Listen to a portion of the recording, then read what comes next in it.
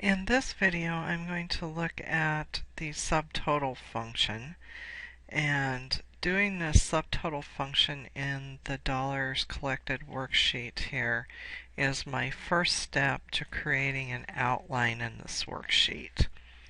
So in the next video, we'll look at actually adding the outline.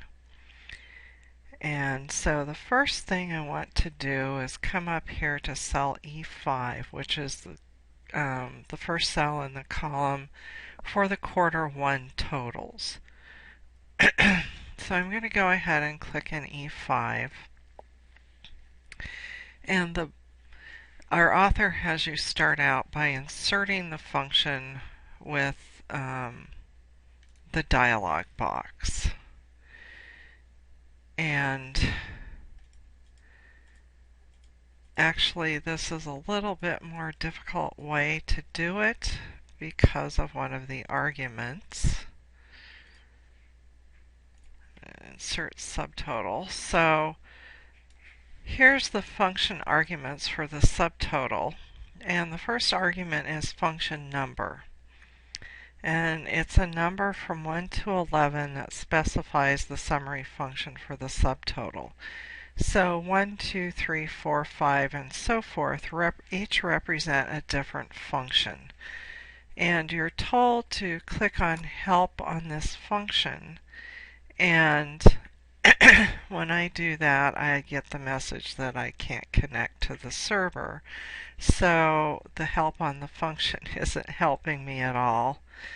So I'm going to go ahead and close that. The function number that we want to use is number 9.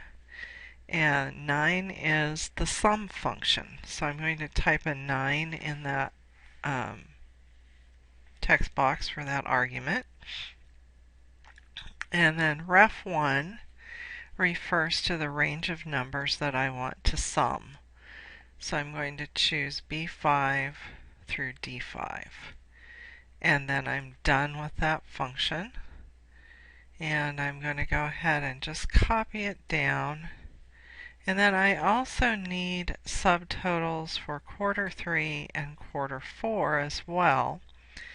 So I'm going to go ahead and use a drag and drop method. So I'm going to hold down the control key, move my mouse pointer to the border of the cells that I want to copy until I get the pointer with a little plus sign. And then I'm going to click and drag. And when I have the outline where I want my formulas to be copied, I can go ahead and let go of the mouse button, and then I can repeat that process as I copy to quarter 3 and quarter 4. Then I would do the same for Boston, except this time I'm going to type the function out. So I'm going to start out with an equal sign, and I'm going to start typing the function name, and I'm going to double click subtotal. And the advantage of doing this is it lists the functions and the corresponding numbers, and you can see you can either specify them as 1 through 11 or 101 through 111. So the function that I want is sum. I'll double click it, type a comma to switch to the next argument. You have to remember the function syntax when you're typing out a function. And then select the range of cells that I want to subtotal. And press enter. And again, I'm going to copy and copy and copy. Okay, so the last thing I want to show you is the grand total for these. And to obtain a grand total for those subtotals, I'm simply going to insert a sum function.